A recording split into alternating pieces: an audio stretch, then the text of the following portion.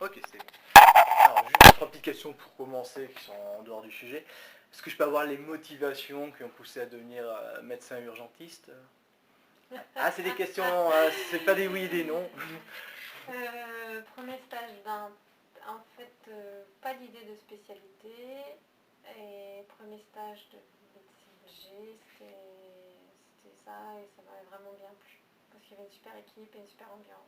C'était où? C'était ici? Haute-Pierre. Haute-Pierre, Haute-Pierre. Non, je Tant suis là mieux. depuis janvier.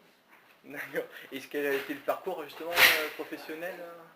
Que du CHU. Que du CHU? Je suis partie il y a un an à cause de mon bébé, j'ai pris une dispo. Et puis en fait ici j'ai un mi-temps d'enseignement et un mi-temps clinique. D'accord. Et ça fait combien d'années à peu près en tout Que je suis urgentiste, 10 ans. 10 ans, d'accord. Donc quasiment 9 ans au CHU d'Haute-Pierre. D'accord. Mm. Alors, dans les questions un peu plus en détail, depuis une dizaine d'années, justement, quelles sont les évolutions majeures des urgences constatées, que ce soit sur le plan humain, matériel Non, c'est que c'est professionnalisé. Ça n'a rien à voir. C'est-à-dire que moi, Yann aussi, on est la deuxième génération de desk. Donc avant, c'était des gens qui n'avaient pas fait de concours d'internat, donc il y avait un certain mépris.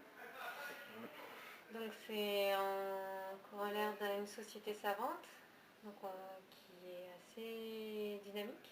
Beaucoup de conférences de consensus, beaucoup de projets, beaucoup de recherches, voilà, et une non-compréhension de ce que c'est la médecine d'urgence pour la plupart des gens à l'hôpital, quoi.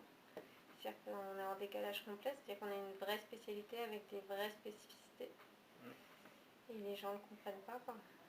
Que ce soit dans le personnel hospitalier, pas vraiment les Ouais, patients. hôpital, mais même les médecins généralistes, je crois qu'ils ne comprennent pas tout à fait ce que c'est un urgentiste, quoi. D'accord, bon, on verra ça. Les urgentistes, c'est urgence, c'est comme à la télé, en fait. Bon, on verra ça. Alors, de quelle manière, bon, ça c'est une question, c'est vague. La charge de travail a-t-elle évolué, que ce soit physiquement, mentalement? Rien à voir. Moi, j'ai commencé, je faisais 90 heures par semaine. Maintenant, c'est... Voilà, les 39 heures, ça a diminué. Rien à voir. Donc c'est mieux, quoi, Ah oui, oui. globalement. Même si... Ils diront que c'est trop encore, mais non, mais par rapport à 70, c'était mes petites semaines. Hein, d'accord, et même si le fait qu'il y ait statistiquement plus de patients qui passent aux urgences... Ça s'avère, il y a une baisse du nombre de passages. C'est vrai? Ah oui, ça j'avais pas entendu encore, oui. Ouais. Faut en profiter. C'est la de Saverne. Oui, il faut en profiter, c'est pas... Faut pas en profiter, faut s'inquiéter. Alors, considérez-vous qu'il y a eu des changements dans la prise en charge des patients sur ces dernières années? Oui, à cause de ça. Avant, c'était... on est une spécialité, c'est-à-dire avec beaucoup de protocoles, beaucoup de scores de gravité, voilà, on travaille sur les pronostics, notre travail tous les jours c'est de faire du pronostic, ça veut dire je sais que je peux faire sortir à 3% une embolie pulmonaire, il faut que je verrouille le truc à 2,6% si c'est pathologie cardiaque. D'accord. Et inférieur à 1% si c'est... Ben oui, mais c'est ça en fait, c'est ça notre métier. Gérer les probabilités. Et c'est rappeler que notre métier c'est reconnaître un patient grave et stabiliser. Nous on est le spécialiste de la première heure, pas du tout la réanimation, pas du tout l'ECMO, pas du tout, mais la stabilisation de la première heure qui va très bien avec ce qui se passe en SMUR. Et après derrière c'est une orientation diagnostique et ne pas de faire un diagnostic. Ce qui fait qu'on est un peu tout le temps en porte-à-faux avec des services qui veulent de plus en plus quelque chose de clé en main, alors que c'est pas du tout, et nous c'est pas notre travail et on ne sait pas faire. C'est aussi, voilà, c'est se revient sur l'idée de la méconnaissance de ce que c'est que le métier d'urgentiste. D'accord, bah bon, la prochaine question, ça allait rejoindre un peu ça. C'est au fil des années, pensez-vous que le rôle du médecin urgentiste au sein de l'hôpital a évolué? Est-ce qu'il vous voit autrement, le fonctionnement à l'intérieur de l'hôpital a changé? Ça progresse, mais moi je fais, surtout au CHU, moi je fais partie de la génération, on a dû lutter, quoi. Montrer, dire qu'on est formé, prouver que c'est pas... Voilà, prouver qu'on sait faire des choses. Au CHU, au début, on n'avait pas le droit d'intuber. D'accord. Ouais. On n'avait pas le droit de mettre des cathéters centrales.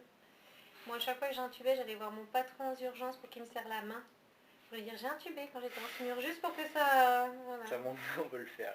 C'est ça, qu'on peut le faire, donc ça s'est quand même amélioré l'image et le rôle. C'est une lutte. Ok, et alors, comment évolue le rapport avec les patients au fil des dernières années? Ou s'il n'a pas évolué, hein, peut-être.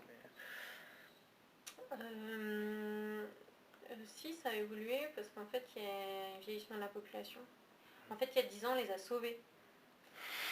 Et on les Maintenant, ils voit sont là. parce qu'ils ont des antécédents longs comme le bras, et on voit il y a 10 ans, ils ont fait des infarctus massifs, des embolies pulmonaires, des trucs qui seraient morts. Maintenant, ils reviennent, ils ont 90, 95 ans, on les a sauvés, mais on n'y arrivera pas avec les familles qui sont demandeurs qu'on les sauve encore pour 10 Vous ans. l'avez fait il y a 10 ans. Ça, on va pas y arriver. Après, c'est sûr qu'on a une population qui est de plus en plus informée. Voilà. Ça modifie un peu beaucoup la relation parce qu'ils mentent pas mal, que ce soit volontaire ou involontaire, c'est-à-dire que vu qu'ils ont regardé sur internet leurs symptômes, derrière ça modifie un peu. Donc ça c'est un petit peu compliqué. Voilà. Il y a une pression judiciaire, avant il y avait très peu de condamnations, maintenant il y en a de plus en plus. Voilà, donc voilà. Il y a l'informatisation qui a tout modifié parce que pour l'instant, en tout cas sur des logiciels comme DSCR, c'est pas du tout aidant. Donc ça met beaucoup de distance avec les patients parce qu'on passe trop de temps sur l'informatique et pas assez avec nos patients. Voilà. Donc ça, et ouais, il y a aussi une demande de soins pour lequel ils sont déçus, les patients, parce qu'on n'est pas fait pour répondre à ces demandes-là, quoi. Ouais. Voilà. D'accord. Et avec l'ensemble du reste du personnel, que ce soit infirmiers, aides-soignants et d'autres collègues, il y a eu une évolution des relations avec eux au cours des 10 dernières années? Mais ça c'est... Ici ça marche encore un peu à l'ancienne, mais maintenant le service d'urgence c'est quelque chose qui travaille vraiment par équipe. Donc les services un peu dynamiques, ils font de la simulation, ils travaillent sur les facteurs humains. Voilà, parce que c'est montré quand même que tu peux être le meilleur médecin, si l'équipe elle n'est pas formée, ça ne fonctionne pas. C'est plus le médecin qui donne les ordres. Donc ça c'est sûr, et donc ça implique qu'il y ait des médecins qui s'impliquent justement dans la formation des infirmières pour upgrader le niveau. Voilà. D'accord. Ça ne sert à rien d'être sur-spécialisé maintenant en médecine d'urgence si on ne spécialise pas non plus nos infirmières. Voilà. Et c'est important parce que dans la réforme des infirmières, en fait, elles ont un module d'urgence qui dure 20 heures. 20 heures. Hein. Donc on a vraiment un problème. Donc il y a une responsabilité de chaque service de former, sachant qu'elles ont un niveau de compétence. En fait, il leur faut entre 3 et 5 ans pour avoir un niveau expert. Voilà. Sachant qu'il y a des gestes techniques. Donc ça, il faut accepter. Enfin, voilà. Il y a un vrai... Après, c'est passionnant pour ceux qui ont envie de le faire, mais c'est un vrai bouleversement. Ouais, c'est un vrai changement. Et comment évoluer les relations avec les différents autres services de l'hôpital Exécrable, toujours exécrable et encore exécrable. De pire en pire Ouais. Mais oui, parce qu'en fait, il reste sur... Par exemple, en ce moment, tous les services d'urgence sont en grève. Moi, j'étais à une réunion là, du GHT, là, donc tout c'est tout. Et à un moment, ils étaient tous là en train de dire oui, maintenant, marre de donner du fric aux urgences, il faut nous en donner. Et en fait, c'est une non-compréhension pareille, parce que dans les revendications des urgences, il y a les lits d'aval. Voilà. Ça, je l'entends, oui. Tout le temps. Mais eux, ils l'entendent pas. Ouais. Donc en fait, ils font partie de nos revendications. C'est pas une histoire de fric, c'est une histoire d'optimisation des filières, parce que je rappelle qu'on est censé faire qu'une seule chose, c'est soigner des gens. Et c'est difficile, et là, de plus en plus quand même, on demande aux services d'urgence d'être performants. Voilà. Et ça peut être difficile quand dans des endroits, ils ont encore des IPDMS, c'est-à-dire un temps moyen de séjour comparé à 1,20. Il y a des indicateurs, donc voilà. Donc non, je trouve que c'est de plus en plus difficile, vraiment. D'accord. Et vis-à-vis des médecins généralistes du secteur, comment décririez-vous la relation que vous avez avec eux? S'il y en a eu.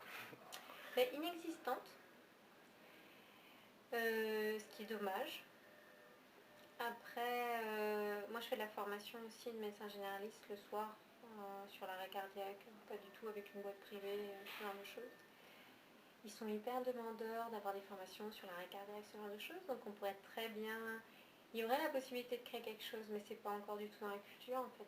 Dans les projets, il y a faire venir visiter le service d'urgence, montrer ce qu'on est, rappeler, en profiter pour faire une formation, soit payé par un labo ou quelque chose.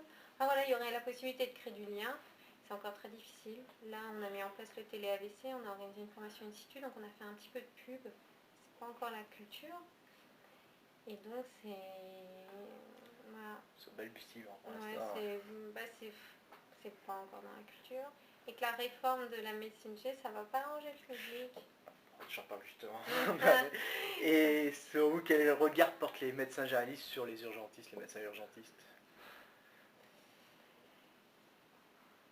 Mais je crois qu'ils savent pas non plus quoi faire de nous. Ils savent quoi faire leurs patients.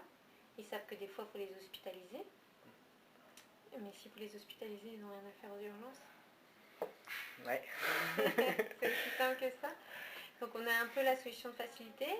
Après, ceux qui essayent, ils essayent d'avoir. C'est parce qu'il n'y a pas une possibilité d'entrée directe. On ne devrait pas être, je veux dire, personne gravataire, une altération de l'état général, elle n'a rien à faire aux urgences, quoi. À part aggraver son altération de l'état général, augmenter son temps de passage, augmenter son risque de mortalité. Donc c'est ça, il y a une place des urgences qui n'est pas connue. Après, derrière fois, on peut être des aides. Et c'est dommage parce qu'ils s'en servent pas. Je comprends quelqu'un qui vient 5-6 fois pour des douleurs au dos, par exemple. Ils ont déjà fait les imageries. Des fois, ils nous les adressent. Ils nous les adressent juste pour qu'ils entendent quelqu'un d'autre leur dire c'est rien.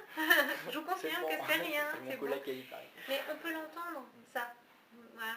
Ce qui est désagréable, c'est quand on a merci de faire un scanner. Voilà. J'ai entendu la même chose juste C'est avant. ça. Moi, je ne suis pas prestataire. C'est-à-dire qu'il adresse à un confrère médecin. Voilà. Un médecin qui est urgentiste, avec une spécificité. Il ne va pas envoyer un gastro-entérologue, quelqu'un qui a mal à la tête. Voilà. Moi, je suis urgentiste. Un médecin, s'il a besoin d'un urgentiste, je suis là. S'il a besoin d'un médecin qui lui trouve une place ou un rendez-vous, c'est pas mon travail. Voilà.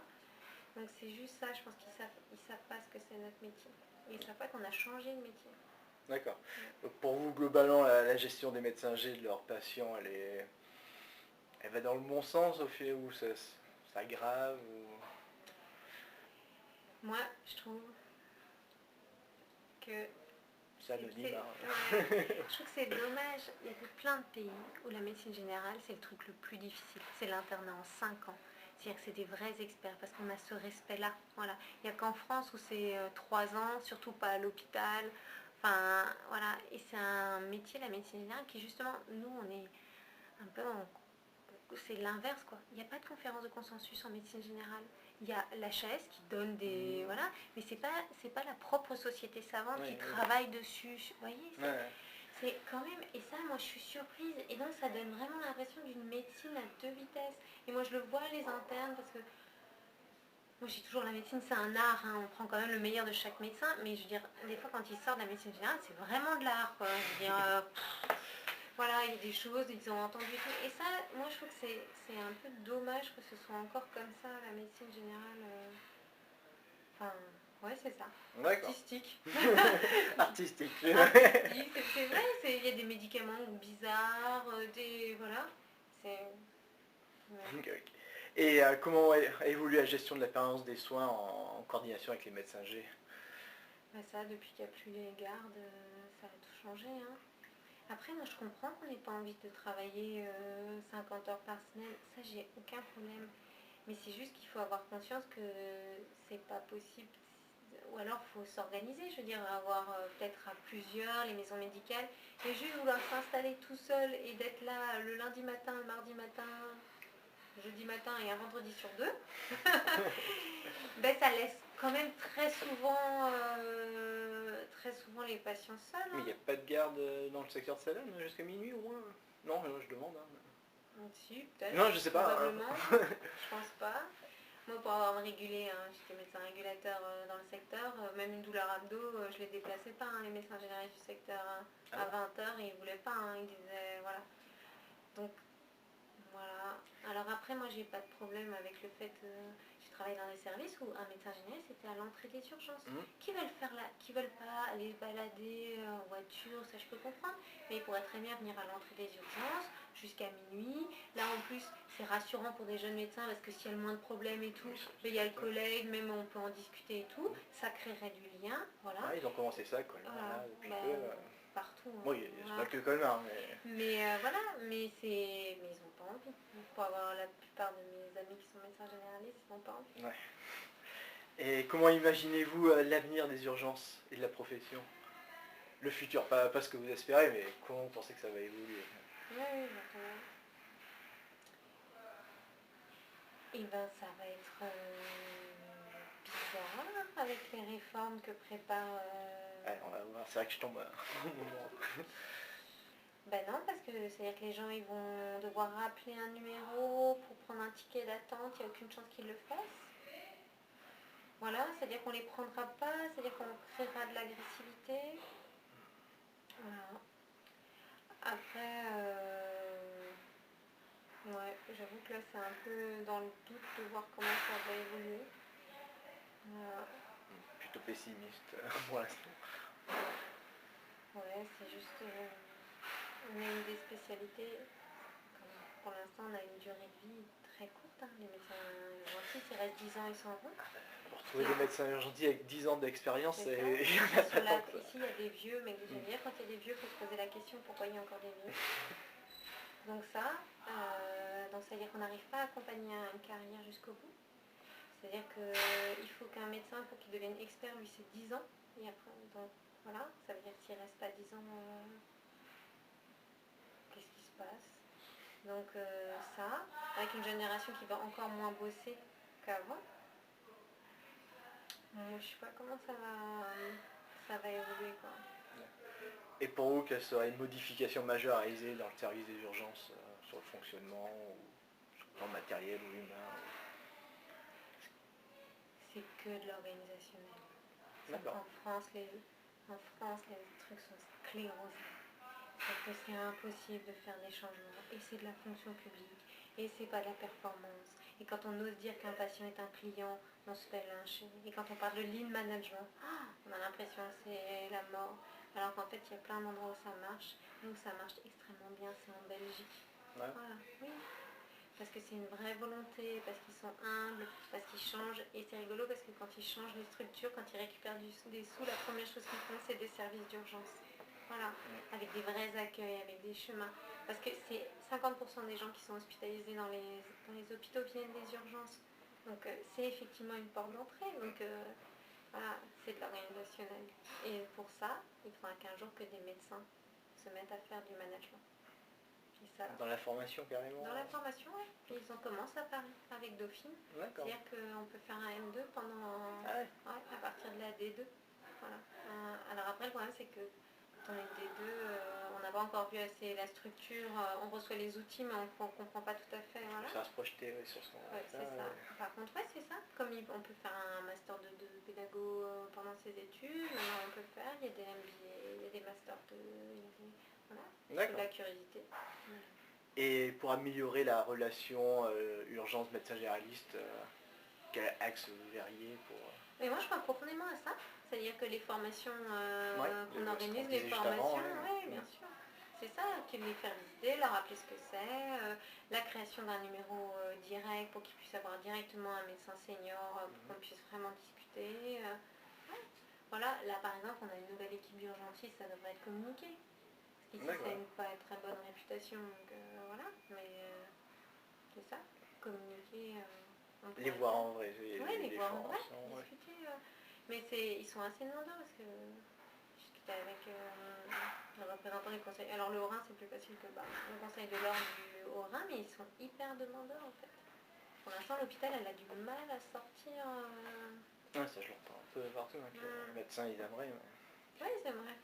Et bon, les dernières questions sur les DES, déjà de médecin généraliste, l'évolution qu'il a eue, c'est-à-dire de passer les urgences en première année, de faire moins stage hospitalier, est-ce qu'il y a un avis sur ça? Je partage mon bureau à l'Unissime avec des médecins généralistes, donc on revient, vu que c'est pas une spécialité où c'est assez carré la médecine générale, ça veut dire qu'ils apprennent des choses sur le tas, sur de l'expérience. Donc ça va donner quand même des médecins avec des prises en charge qui vont être quand même assez vastes et différentes. Alors ça pourrait aller si derrière il y avait un projet pédagogique, des cours durs et tout, ce qui n'est pas du tout le cas. Pour l'instant la médecine générale, c'est très l'approche psychologique, enfin tout le reste et tout. Voilà. Et ils ne vous apprennent pas le dur. La prise en charge. Alors, soi-disant parce que vous l'avez fait pendant le concours d'internat, or on sait bien que jusqu'à maintenant, les études de médecine ne vous permettent pas de le faire. C'est pour ça que c'est complètement restructuré maintenant. Les études de médecine, il va y avoir une approche par compétence et plus ce bachotage et voilà. Mais tant que c'est pas fait, on ne peut pas dire que quand vous êtes sorti à la fin, quand vous faites le concours d'internat, personne vous laisserait soigner quelqu'un. Personne ne faut pas. Même si vous... Même nous, on s'en tirait pas. Non, bien sûr que non. Et donc voilà. Et donc ça donne un décalage. Je trouve que ça va augmenter le décalage. Et je dis ça parce que nous, on a vécu ça, les urgences. Moi, quand j'ai commencé les urgences, on entendait que les urgentistes, c'était des gens pas assez courageux pour faire le concours d'internat et pas assez... Ouais. Non, pas assez courageux pour s'installer et pas assez compétents pour faire le concours d'internat. Ah oui, le pire des pires, quoi. Voilà.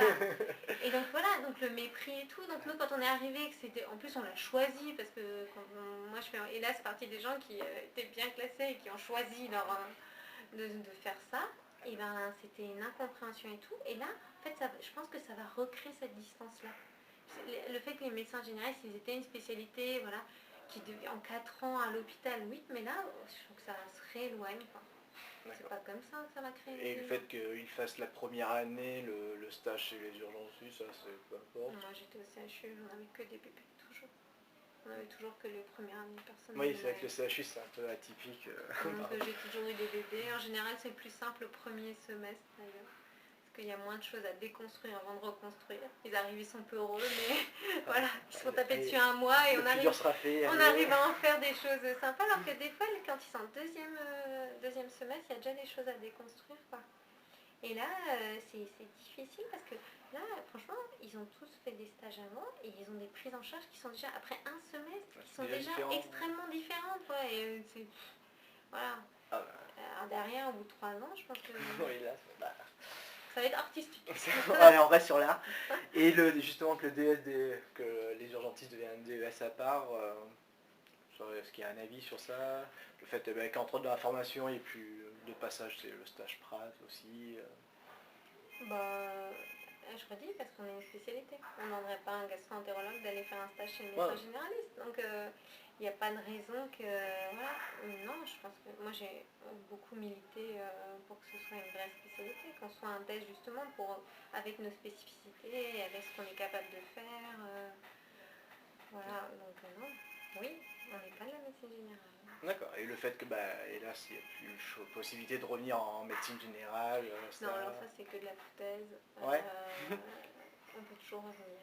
Moi dans ma promo, on était inscrits, la moitié, il y a une partie qui est Réa, un qui est le patron de la médecine interne, j'en ai une qui est devenue généticienne. Enfin voilà, ouais. On devient ce qu'on veut. Après il faut se battre plus ou moins. Voilà, c'est une fausse idée qui vous disent que c'est... Voilà. D'autant plus que la vraie réforme dit que maintenant, au bout de 4 ans, vous pouvez redécider d'en refaire un. Voilà.